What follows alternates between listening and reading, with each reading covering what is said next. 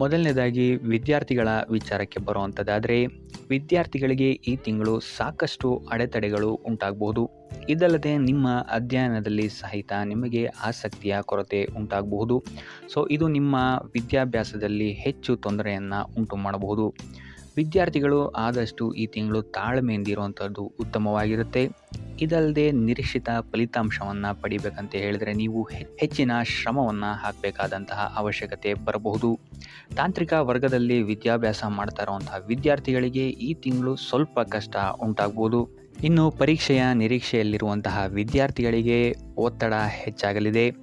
ಕಠಿಣ ಪರಿಶ್ರಮದಿಂದ ಸ್ಪರ್ಧಾತ್ಮಕ ಪರೀಕ್ಷೆಗಳಲ್ಲಿ ಉತ್ತಮ ಅಂಕವನ್ನು ಪಡೆಯುವಂತಹ ಸಾಧ್ಯತೆಗಳಿವೆ.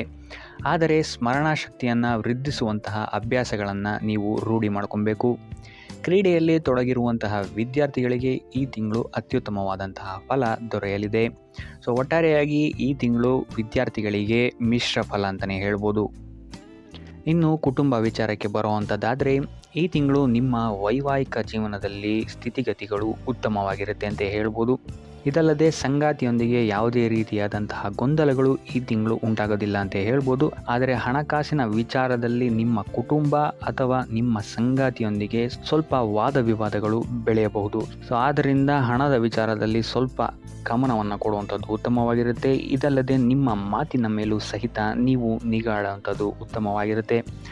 3ನೇ ವಾರದಿಂದ ಕುಟುಂಬಕ್ಕೆ ಸಂಬಂಧಿಸಿದಂತಹ ವಿಷಯಗಳಲ್ಲಿ ನಿಮಗೆ ಉತ್ತಮವಾದಂತಹ ಸಮಯವಿರುತ್ತೆ ಅಂತ ಹೇಳ್ಬೋದು.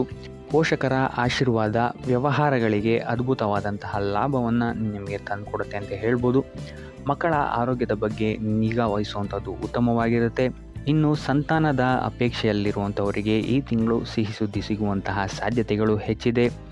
ಕುಟುಂಬ ಸದಸ್ಯರಿಂದ ಈ ತಿಂಗಳು ನಿಮಗೆ ಉತ್ತಮವಾದಂತಹ ಬೆಂಬಲವೂ ಸಹಿತ ಸಿಗುತ್ತೆ ಅಂತ ಹೇಳ್ಬೋದು. ಒಟ್ಟಾರೆಯಾಗಿ ಕುಟುಂಬ ವಿಚಾರದಲ್ಲಿ ಈ ತಿಂಗಳು ನಿಮಗೆ ಅತ್ಯುತ್ತಮವಾಗಿದೆ ಅಂತಲೇ ಹೇಳ್ಬೋದು. ಇನ್ನು ಆರೋಗ್ಯ ವಿಚಾರಕ್ಕೆ ಬರುವಂಥದ್ದಾದರೆ, ಆರೋಗ್ಯ ವಿಚಾರದಲ್ಲಿ ವ್ಯವಹಾರ ಅಥವಾ ಉದ್ಯೋಗದ ಸಲುವಾಗಿ ನೀವು ಈ ತಿಂಗಳು ದೂರದ ಊರುಗಳಿಗೆ ಪ್ರವಾಸ ಮಾಡುವಂತಹ ಸಾಧ್ಯತೆಗಳು ಹೆಚ್ಚಾಗಬಹುದು. ಇದರಿಂದಾಗಿ ನಿಮ್ಮ ಆರೋಗ್ಯದಲ್ಲಿ ವ್ಯತ್ಯಯಗಳು ಕಂಡುಬರಬಹುದು. ಅದರಿಂದಾಗಿ ನಿಮ್ಮ ಆರೋಗ್ಯದ ಬಗ್ಗೆ ಹೆಚ್ಚು ಗಮನವನ್ನು ವಹಿಸಿ. ಇನ್ನು ಮಧುಮೇಹ ಮತ್ತು ರಕ್ತದೊತ್ತಡದಂತಹ ಕಾಯಿಲೆಗಳಿಂದ ಬಳಲುತ್ತಿರುವಂಥವರಿಗೆ ಈ ತಿಂಗಳು ವಿಶ್ರಾಂತಿಯನ್ನು ಪಡೆಯುವಂಥದ್ದು ಅತ್ಯವಶ್ಯಕವಾಗಿರುತ್ತೆ. ಇನ್ನು ಇದಲ್ಲದೆ ದೀರ್ಘಕಾಲದಿಂದ ಕಾಡುತ್ತಿರುವಂತಹ ನೋವುಗಳಿಂದ ಈ ತಿಂಗಳು ನೀವು ಚೇತರಿಸಿಕೊಳ್ಳುವಂತಹ ಸಾಧ್ಯತೆ ಹೆಚ್ಚಿದೆ ಅಂತ ಹೇಳ್ಬೋದು.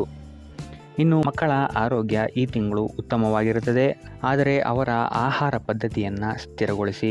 ಸಾಮರ್ಥ್ಯ ಹೆಚ್ಚಿಸಿಕೊಳ್ಳಲು ಆದಷ್ಟು ಆರೋಗ್ಯಕರ ಆಹಾರವನ್ನು ಸೇವಿಸಿ. ಎಣ್ಣೆ ಪದಾರ್ಥದಿಂದ ದೂರ ಇರಿ. ಒಟ್ಟಾರೆಯಾಗಿ ಈ ತಿಂಗಳು ನಿಮಗೆ ನಿಮ್ಮ ಆರೋಗ್ಯ ವಿಚಾರದಲ್ಲಿ ಮಿಶ್ರ ಫಲ ಅಂತ ಹೇಳ್ಬೋದು. ಇನ್ನು ವೃತ್ತಿ ವಿಚಾರಕ್ಕೆ ಬರುವಂಥದ್ದಾದರೆ, ಈ ತಿಂಗಳು ಕೆಲವು ಬದಲಾವಣೆಗಳು ನಿಮಗೆ ಆರ್ಥಿಕವಾಗಿ ಸವಾಲನ್ನು ಒಡ್ಡಬಹುದು ಅಂತಲೇ ಹೇಳ್ಬೋದು. ನೀವು ನಿರೀಕ್ಷಿಸಿದ ಫಲ ಸಿಗೋಕ್ಕೆ ನೀವು ಹೆಚ್ಚು ಶ್ರಮವನ್ನು ಮಾಡಬೇಕಾಗುತ್ತೆ. ಯಾಕಂತ ಹೇಳಿದರೆ ನೀವು ಅಂದುಕೊಂಡಂತಹ ಸ್ಥಿತಿಗತಿಗಳು ನಿಮ್ಮ ಕಣ್ಮುಂದೆ ಬರಲ್ಲ ಅಂತಲೇ ಹೇಳ್ಬೋದು. ಆದ್ದರಿಂದ ಸ್ಥಿತಿಗತಿಗಳೇ ಬೇರೆಯಾಗಿರೋದ್ರಿಂದಾಗಿ ನಿಮ್ಮ ಕಾರ್ಯವೈಖರಿಯನ್ನು ಸಹಿತ ನೀವು ಬೇರೆ ಮಾಡ್ಕೊಬೇಕಾಗುತ್ತೆ. ಈ ತಿಂಗಳು ನಿಮಗೆ ಹೆಚ್ಚು ಕಾರ್ಯಗಳಲ್ಲಿ ಅಡೆತಡೆಗಳು ಹೆಚ್ಚಾಗಲಿದೆ.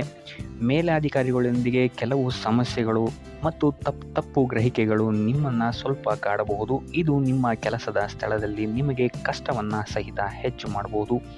ಆದ್ದರಿಂದ ನಿಮ್ಮ ಮೇಲಾಧಿಕಾರಿಗಳೊಂದಿಗೆ ಘರ್ಷಣೆಯನ್ನು ಈ ತಿಂಗಳು ಆದಷ್ಟು ತಪ್ಪಿಸೋದಕ್ಕೆ ಟ್ರೈ ಮಾಡಿ. ಇದಲ್ಲದೆ ಈ ತಿಂಗಳು ನಿಮ್ಮಲ್ಲಿ ಆಕ್ರಮಣಕಾರಿ ವರ್ತನೆಯು ಸಹಿತ ಹೆಚ್ಚಾಗಬಹುದು. ಇದರಿಂದಾಗಿ ಇಲ್ಲಿ ನಿಮ್ಮ ಕಾರ್ಯಕ್ಷೇತ್ರದಲ್ಲಿ ಇದು ಹೆಚ್ಚಿನ ತೊಂದರೆಯನ್ನು ಸಹಿತ ನಿಮಗೆ ಕೊಡಬಹುದು. ಆದ್ದರಿಂದ ನಿಮ್ಮ ಭಾವನೆಗಳ ಬಗ್ಗೆ ಸ್ವಲ್ಪ ಗಮನ ವಹಿಸುವಂಥದ್ದು ಉತ್ತಮವಾಗಿರುತ್ತೆ. ಯಾರೊಂದಿಗೂ ಕಾರ್ಯಕ್ಷೇತ್ರದಲ್ಲಿ ವಾದ ವಿವಾದವನ್ನು ತಪ್ಪಿಸಿ ಆದಷ್ಟು ತಾಳ್ಮೆಯಿಂದಿರಲು ಪ್ರಯತ್ನಿಸುವಂಥದ್ದು ಉತ್ತಮವಾಗಿರುತ್ತೆ. ಇದಲ್ಲದೆ ಖಿನ್ನತೆಯು ಸಹಿತ ನಿಮಗೆ ಸ್ವಲ್ಪ ಕಾಡಬಹುದು. ಈ ತಿಂಗಳು ಆದಷ್ಟು ನೀವು ನಿಮ್ಮ ಸಮಯಕ್ಕಾಗಿ ಕಾಯುವಂಥದ್ದು ಉತ್ತಮವಾಗಿರುತ್ತದೆ. ಆದ್ದರಿಂದ ಒಟ್ಟಾರೆಯಾಗಿ ಕಾರ್ಯಕ್ಷೇತ್ರದಲ್ಲಿ ನಿಮಗೆ ಈ ತಿಂಗಳು ಸಾಮಾನ್ಯ ಫಲ ಅಂತ ಹೇಳ್ಬೋದು. ಇನ್ನು ಹಣಕಾಸಿನ ವಿಚಾರಕ್ಕೆ ಬರುವಂಥದ್ದಾದರೆ, ಹಣಕಾಸಿನ ವಿಚಾರದಲ್ಲಿ ಈ ತಿಂಗಳು ನಿಮ್ಮ ಬೆಳವಣಿಗೆ ನಿಧಾನಗತಿಯಲ್ಲಿ ಸಾಗುತ್ತೆ ಅಂತ ಹೇಳ್ಬೋದು. ಹೂಡಿಕೆಗಳು ಮತ್ತು ಹೊಸ ಉದ್ಯಮವನ್ನು ಪ್ರಾರಂಭಿಸುವಂಥವರು ಆದಷ್ಟು ಎಚ್ಚರಿಕೆಯನ್ನು ವಹಿಸಬೇಕಾಗತ್ತೆ. ತಜ್ಞರ ಸಲಹೆ ಸಹಕಾರವನ್ನು ಪಡೆಯುವಂಥದ್ದು ಸಹಿತ ನಿಮಗಿಲ್ಲಿ ಉಪಯೋಗಕರವಾಗಿರುತ್ತದೆ. ಈ ತಿಂಗಳು ಹಣಕಾಸಿನ ಏರಿಳಿತ ಅತಿ ಹೆಚ್ಚಾಗುತ್ತೆ ಅಂತಲೇ ಹೇಳ್ಬೋದು. ಸೊ ಇದು ನಿಮಗೆ ಸ್ವಲ್ಪ ತೊಂದರೆಯನ್ನು ಉಂಟು ಮಾಡಬಹುದು. ಆದರೆ 3ನೇ ವಾರದ ನಂತರ ನಿಮ್ಮ ಆರ್ಥಿಕ ಸ್ಥಿತಿ ಸ್ಥಿರವಾಗುತ್ತೆ ಅಂತಲೇ ಹೇಳ್ಬೋದು. ಸೊ ಇದರಿಂದಾಗಿ ಇಲ್ಲಿ ನಿಮಗೆ ಕೆಲವೊಂದು ಕೆಲಸಗಳು ಕೈಗೂಡುತ್ತೆ ಅಂತಲೇ ಹೇಳ್ಬೋದು. ಸೊ ಭಾಗ್ಯದ ಸಹಕಾರ ನಿಮಗಿಲ್ಲಿ 3ನೇ ವಾರದ ನಂತರ ಸಿಗುತ್ತೆ ಅಂತಲೇ ಹೇಳ್ಬೋದು. ಸೊ ಭವಿಷ್ಯದ ಏಳಿಗೆಗಾಗಿ ಹಣವನ್ನು ಸೇವ್ ಮಾಡುವಂಥದ್ದು ಉತ್ತಮವಾಗಿರುತ್ತೆ. ಯಾಕಂತ ಹೇಳಿದರೆ ನೀವು ಎಷ್ಟು ಹಣವನ್ನು ಸಂಪಾದಿಸ್ತೀರಾ ಅಷ್ಟೇ ಖರ್ಚು ಸಹಿತ ನಿಮಗಿಲ್ಲಿ ಉತ್ಪತ್ತಿಯಾಗುತ್ತೆ ಅಂತಲೇ ಹೇಳ್ಬೋದು. ಸೊ ಆದ್ದರಿಂದ ನಿಮ್ಮ ಹಣದ ಖರ್ಚಿನ ಬಗ್ಗೆ ಹೆಚ್ಚು ಗಮನವನ್ನು ಇಡಿ. ಇದಲ್ಲದೆ ಯಾವುದೇ ಯೋಜನೆ ಇಲ್ಲದೆ ಹೂಡಿಕೆಗಳನ್ನು ಮಾಡಬೇಡಿ. ಹಣದ ಒಳಹರಿವು ಹೆಚ್ಚಾಗಿದ್ರೂ ಸಹಿತ ನಿಮ್ಮ ಖರ್ಚಿಗೂ ಸಹಿತ ಇದು ದಾರಿ ಮಾಡಿಕೊಡುತ್ತೆ ಅಂತಲೇ ಹೇಳ್ಬೋದು. ಸೊ ಆದ್ದರಿಂದ ಹಣದ ವಿಚಾರದಲ್ಲಿ ಹೆಚ್ಚು ಗಮನವನ್ನು ವಹಿಸುವಂಥದ್ದು ಈ ತಿಂಗಳು ಉತ್ತಮವಾಗಿರುತ್ತೆ. ಇನ್ನು ಉಪಾಯ ವಿಚಾರಕ್ಕೆ ಬರುವಂಥದ್ದಾದರೆ ಗಣಪತಿಯ ಪೂಜೆಯನ್ನು ಮಾಡುವಂಥದ್ದು ವಿದ್ಯಾರ್ಥಿಗಳಿಗೆ ಮತ್ತು ವ್ಯಾಪಾರಿಗಳಿಗೆ ಈ ತಿಂಗಳು ಉತ್ತಮ ಫಲವನ್ನು ನೀಡುತ್ತೆ ಅಂತಲೇ ಹೇಳ್ಬೋದು. ಸೊ ಇದಾಗಿತ್ತು ಈ ತಿಂಗಳ ನಿಮ್ಮ ರಾಶಿ ಭವಿಷ್ಯ.